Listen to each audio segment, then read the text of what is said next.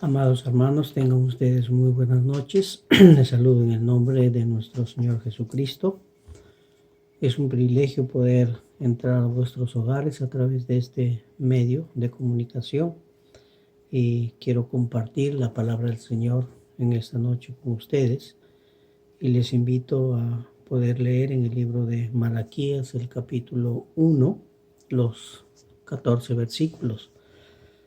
Dice así la palabra del Señor. Profecía de la palabra de Jehová contra Israel por medio de Malaquías. Yo os he amado, dice Jehová, y dijisteis, ¿en qué nos amaste? ¿No era Esaú hermano de Jacob? Dice Jehová, y amé a Jacob, y a Esaú aborrecí, y convertí sus montes en desolación, y abandoné su heredad para los chacales del desierto. Cuando Edom dijere, nos hemos empobrecido, pero volveremos a edificar las ruinas. Así ha dicho Jehová de los ejércitos, ellos edificarán y yo destruiré, y les llamarán territorio de impiedad, y pueblo contra el cual Jehová está indignado para siempre. Y vuestros ojos lo verán y diréis, sea Jehová engrandecido más allá de los límites de Israel. El hijo honra al padre y el siervo a su señor. Si pues soy yo padre, ¿dónde está mi honra? Y si soy señor, ¿dónde está mi temor? Dice Jehová de los ejércitos a vosotros, oh sacerdotes, que menospreciáis mi nombre y decís, ¿en qué hemos menospreciado tu nombre? En que ofrecéis sobre mi altar pan inmundo, y dijisteis, ¿en qué te hemos deshonrado? En que pensáis que la mesa de Jehová es despreciable. Y cuando ofrecéis el animal ciego por el sacrificio, ¿no es malo? Asimismo, cuando ofrecéis el cojo o el enfermo, ¿no es malo? Preséntalo pues a tu príncipe.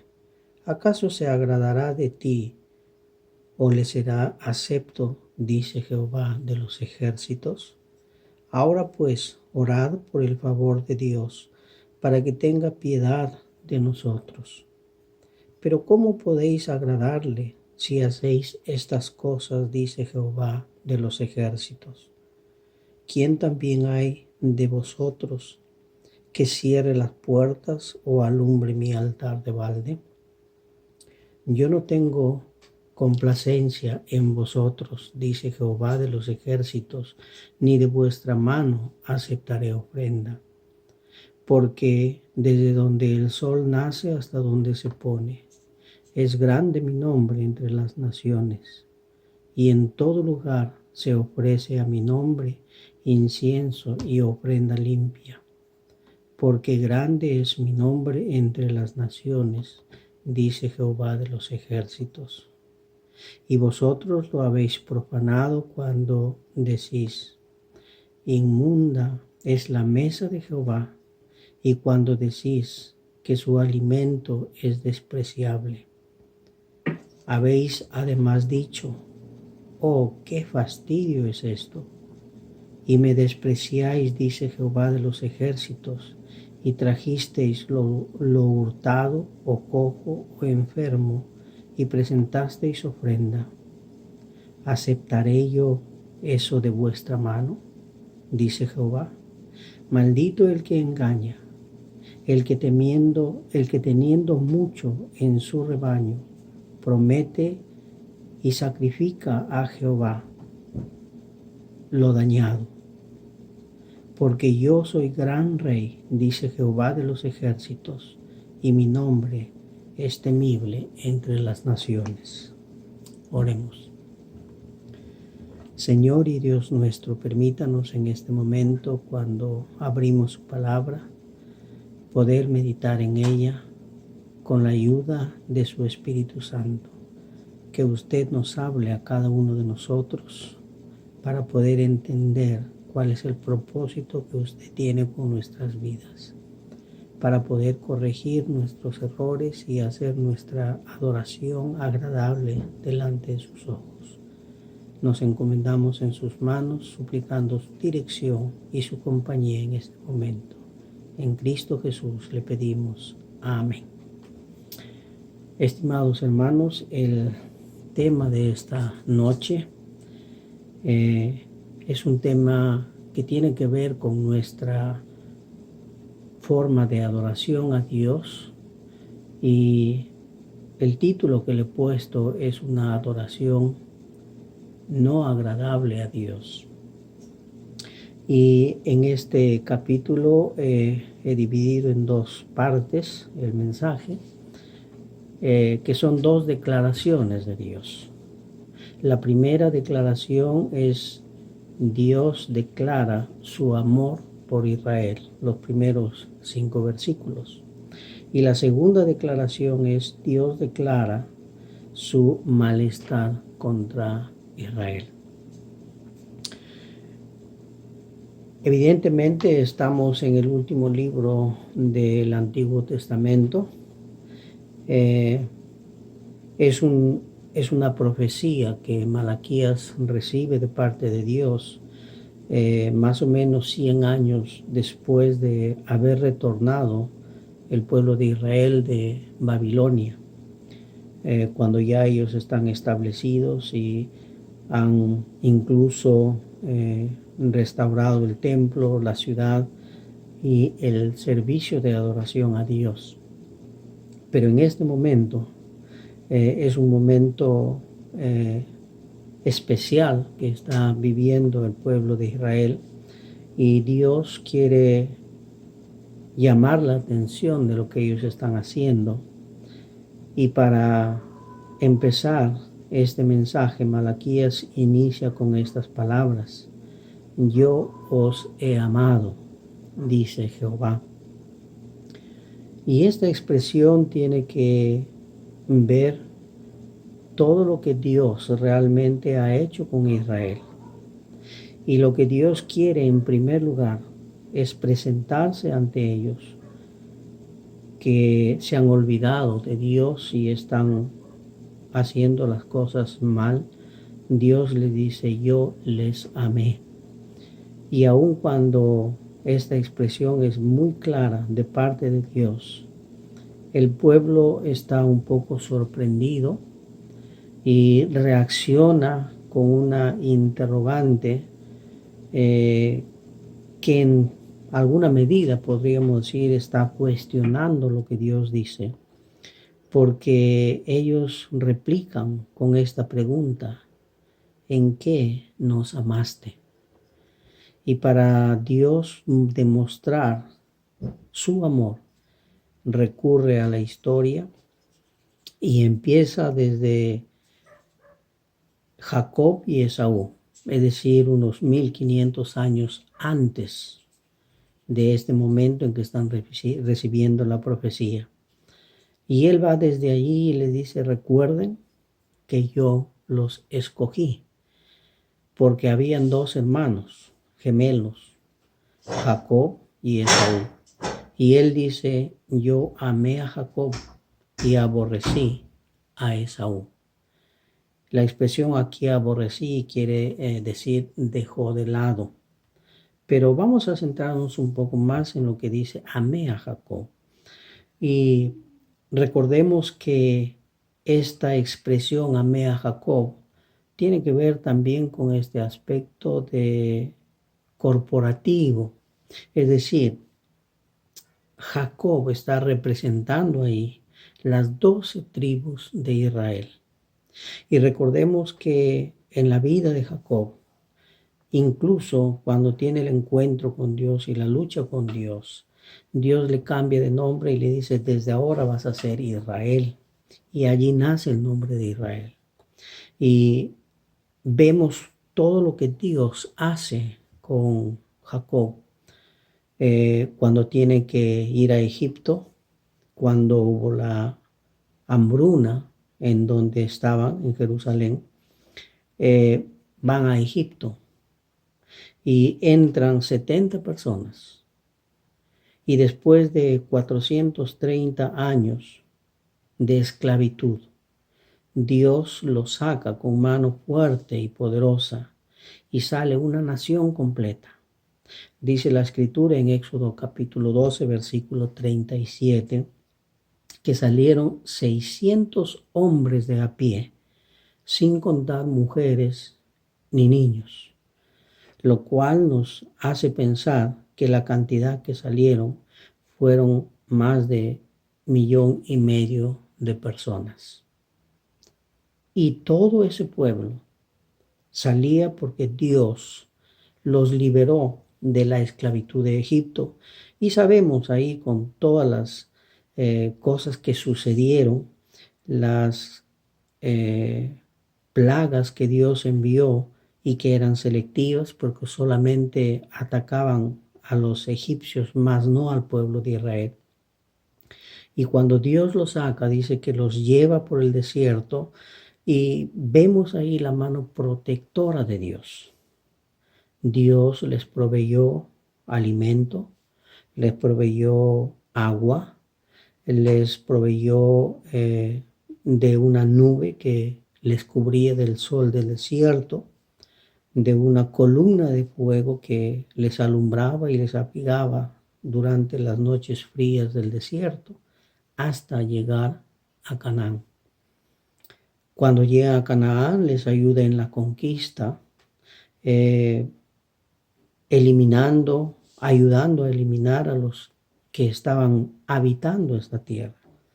A los reinos que estaban ahí los iban derrotando de tal manera que Dios lo hizo a Israel temible delante de las otras naciones. Todo eso era el amor de Dios. Dice, yo les he amado porque no solamente les escogí, sino también les protegí. Llegaron a ser un gran reino, un gran imperio, el imperio más grande, más poderoso de la tierra. Cuando se portaron mal, los llevó nuevamente a Babilonia, pero aún allí había un remanente. Y ese remanente Dios los volvió a traer. Viene la reconstrucción con Esdras y con Nehemías. Y justamente aquí estamos 100 años después de que ellos han retornado ya de Babilonia, lo cual implica que ya estaban establecidos, habían incluso establecido nuevamente la adoración a Dios. Pero al correr el tiempo se habían apartado. Y miren ustedes el caso específico de lo que dice en el versículo 4 cuando habla de Esaú, para que se den cuenta cómo es el amor de Dios y cómo se manifiesta ese amor de Dios. Dice, a Esaú dejé de lado. Y es más, aquí vemos a Esaú o los edomitas, un pueblo destruido, bastante mal. Y ellos aún dicen, en esta situación que estamos, nos reconstruiremos, volveremos a levantarnos. Pero Dios dice, no lo permitiré. Y hay una expresión importante que muestra ahí cuál es la actitud de Dios a los edomitas y dice que estaba molesto con ellos porque se habían portado mal. Incluso cuando viene Nabucodonosor para llevar a los israelitas cautivos a Babilonia, fueron los edomitas los que ayudaron a Nabucodonosor dándole espalda a los israelitas. Por eso en el versículo 4, en la parte final, Dios dice que está indignado con Edom para siempre y por eso no les permitirá levantarse. Ante esta situación, hermanos, miren ustedes, después de que Dios muestra todo este panorama histórico, donde les muestra cuál ha sido el amor de Dios hacia ellos, viene la segunda parte y les dice, bueno, ya saben que yo les amé, pero ahora, ¿dónde está mi honra, mi honor, mi gloria? Y aquí es donde Dios declara que está molesto con Israel por lo que ellos están haciendo ahora. Y miren la expresión que dice ahí en el versículo 6. El hijo honra al padre y el siervo a su señor. Si pues soy yo padre, ¿dónde está mi honra? Y si soy señor, ¿dónde está mi temor? El Señor aquí les está hablando y le dice, les he demostrado que les amo. Y si yo soy su Señor, si yo soy su Padre, yo estoy esperando honra y temor, y no lo hay de parte de ustedes. Y otra vez el pueblo aquí, en una forma desafiante, cuando le dice directamente a los sacerdotes que ellos han hecho mal, ellos han deshonrado el nombre de Dios, han menospreciado el nombre de Dios. Ellos le responden en que hemos menospreciado. Y Dios hace una lista larga de todas aquellas cosas que ellos estaban haciendo mal. Se habían vuelto simplemente una práctica, un formalismo, un activismo, pero no lo estaban haciendo correctamente. Y empieza a enumerar, miren ustedes allí en el versículo 6, la segunda parte, cuando hay esta pregunta, ¿en qué te hemos deshonrado? Dicen los sacerdotes. El Señor les responde, en que ofrecéis sobre mi altar pan inmundo. Y dijisteis, ¿en qué te hemos deshonrado? Están presentando algo no digno como adoración al Señor. Y ellos todavía preguntan, ¿en qué hemos deshonrado? Y el Señor les explica, les dice, ofreciendo pan inmundo. Y esta expresión inmunda tiene una connotación muy grande. Y en el mismo diccionario, si nosotros buscamos, el término inmundo significa sucio, asqueroso, deshonesto, indecente. Lo cual implica que la adoración o lo que estaban ofreciendo a Dios era algo sucio, algo que no era correcto. Y probablemente los servicios, lo que estaban haciendo, como ya hemos visto en la época de los reyes, había algunos que incluso ofrecieron a sus hijos como sacrificio. Pero estas cosas no agradan a Dios y seguramente ellos estaban cayendo en eso. Y vemos todas las perturbaciones que hubo en la época de los reyes en cuanto a la adoración a Dios y probablemente ellos estaban repitiendo eso. Y por eso el Señor le dice, ofrecen estas cosas inmundas a mí y yo no lo puedo recibir. Dice en el mismo versículo 7, la segunda parte, dice la otra pregunta, ¿en qué te hemos deshonrado? En que pensáis que la mesa de Jehová es despreciable. Es decir, no están valorando la adoración a Dios. Es decir, lo están tomando como algo muy simple, como algo que no tiene tanto valor para ellos, como algo que simplemente es una práctica que hay que hacerlo por obligación, pero no por convicción. Es decir, le han quitado, le han restado el valor que la adoración debe tener. Y esa es una acusación que Dios está haciendo directamente a los sacerdotes, los intermediarios entre Dios y su pueblo. Ellos que tenían que llevar al pueblo delante de Dios, están alejándolo de Dios. Y por eso le dice, han presentado esto delante de mí. Y hay el Señor les está diciendo algo interesante ahí. Cuando ofrecéis el animal ciego por el sacrificio, no es malo. Ellos tenían en la ley que Dios le había dado en Levítico todo lo que debía tener un sacrificio, cómo debería ser. Y Él les dice que tienen que ser animales que no tengan ningún defecto, perfectos, no pueden estar enfermos. Y dice aquí la Escritura que ellos presentaron animales ciegos para el sacrificio. Asimismo, dice, ofrecieron el cojo o el enfermo. Y el Señor pregunta, ¿y eso no es malo? Claro que es malo. Y miren ustedes aquí el desafío que el Señor les hace. Y si ustedes, dice, piensan que no es malo, ofrézcanlo a sus autoridades, ofrézcanlo a las personas que gobiernan la nación, a ver si ellos se van a agradar. Seguramente para ellos no lo van a hacer esto, porque le temían a sus autoridades y le daban lo mejor. Y Dios le dice, ¿y yo debo recibirlo esto? No está bien. Están equivocando las cosas que tienen que hacer para Dios.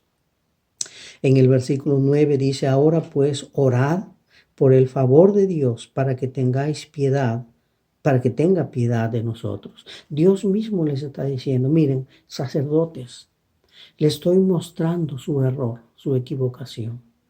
Pero bueno, acérquense a Dios, oren a Dios. Pero primero tienen que corregir. Porque le dice ahí, ¿cómo podréis agradarle si hacéis estas cosas? Si van a acercarse a Dios, tienen que cambiar su forma de adoración. Tienen que dar el primer lugar a Dios. Tienen que reconocer que Dios es su Señor y que la adoración debe ser perfecta delante del Señor. Si no hacen esto, su oración no será aceptada. Su oración no será escuchada. Luego miren ustedes lo que dice en los versículos siguientes, el versículo 13, que también es una expresión bastante fuerte. Dice, la adoración se ha convertido en un fastidio. Y aquí está hablando el pueblo. Dice, es un fastidio la adoración. Es decir, nos cuesta hacerlo, nos molesta, no nos agrada. Lo cual muestra el grado de perversión a la que había llegado la adoración de Israel en ese momento. El Señor dice, para ustedes es una carga y ustedes lo están haciendo de esa manera. Por eso incluso en el versículo 14 dice, maldito el que engañe, es decir, engañan a Dios diciendo, no tenemos qué ofrecerte. Por eso traemos de otro lado animales enfermos, animales que compramos y teniendo en sus rebaños, pero no lo querían dar. Ahora, hermanos, ¿cómo aplicamos esto a nuestras vidas? ¿Cómo estamos haciendo nuestra adoración a Dios? Los pastores están dirigiendo a la iglesia, haciendo los servicios, las prédicas, la enseñanza de la palabra de Dios conforme Dios quiere. Se están haciendo las prédicas para complacer a la gente. Hay muchos que dicen, no, hay que hablar de esta manera porque eso le gusta a la gente. Si hablamos de la corrección, no les gusta, entonces hay que hablar lo que ellos quieren. Hermanos, la adoración es para Dios, no para los hombres. Cuando vienes a presentar tus ofrendas, claro, hoy día no llevamos corderos, no llevamos cabritos, no llevamos las cosas que antes se presentaba, pero Dios dice que nuestra ofrenda es nuestra vida diaria. ¿Cómo estás viviendo en el mundo? ¿Estás agradando a Dios? ¿Estás siendo consciente con lo que estás entregando a Dios? ¿Tu ofrenda lo haces de corazón? ¿Tus diezmos son de corazón? Hay algunos hermanos que dicen, bueno, sí, yo gano 2,000 soles, pero solamente voy a dar 100 soles de diezmo. Está robando al Señor. Y hay un ejemplo cuando Dios habla de esta viuda, cuando dice que todos daban mucho, pero ella dio todo lo que tenía. Y cuando Dios hace la evaluación, dice, esta mujer dio mucho más que los demás, porque ella dio todo lo que tenía y los otros lo que les sobra. Te pregunto, hermano, ¿tu adoración a Dios es con el tiempo que te sobra? ¿Es como un fastidio para ti? Si estás haciendo así, yo quiero decirte, Dios no está contento. Pero si tú adoras a Dios de corazón, con alegría, con gozo, sabiendo que necesitas acercarte a Dios, Él te va a responder. y Él va a estar agradecido con esa oración. Va a estar contento con esa oración, porque Dios tiene que ser alabado de esa manera. Y mire lo que dice en el versículo 11. Porque desde donde el sol nace hasta donde se pone es grande mi nombre entre las naciones, y en todo lugar se ofrece a mi nombre incienso y ofrenda limpia, porque grande es mi nombre entre las naciones, dice Jehová de los ejércitos. Y ahí les está dando prácticamente una reprensión a este pueblo de Israel. Dice, ustedes han malogrado mi adoración, pero el resto del mundo, aunque no son del pueblo de Dios, hacen mejores ofrendas, más agradables, mejores presentadas para el Señor, porque lo hacen de corazón. Hermano, que tu ofrenda sea sentida, que tu ofrenda sea vivida, que tu obra sea un ejemplo a los demás, que realmente el mundo conozca el amor de Dios por lo que tú estás haciendo en el mundo, con honestidad, con honradez, con sinceridad, realmente con el sentido de adoración a Dios en reconocimiento a lo que Él ha hecho, entendiendo que también Él nos escogió. No es que nosotros lo escogimos, es Él quien nos escogió, Él quien nos llamó y Él quien nos protege, nos guarda en todo momento. Que el Señor bendiga su palabra y que esto sea una reflexión para nosotros y un desafío también. Oremos. Señor, queremos agradecerle por este corto mensaje, esta corta meditación, pero que nos muestra, Señor, el error en el que a veces podemos caer. Y si estamos en ese camino, ayúdenos, Señor, a librarnos de él. Ayúdenos a corregir, ayúdenos a hacer lo que es agradable delante de sus ojos, de tal manera que nuestra adoración llegue a su presencia y que usted sea realmente exaltado y glorificado con todo lo que hacemos. Le pedimos en el nombre de nuestro Señor Jesucristo. Amén. Hermanos, que la paz de nuestro Señor Jesucristo, el amor de Dios nuestro Padre y la comunión del Espíritu Santo sea con cada uno de ustedes, ahora y siempre. Amén. Buenas noches.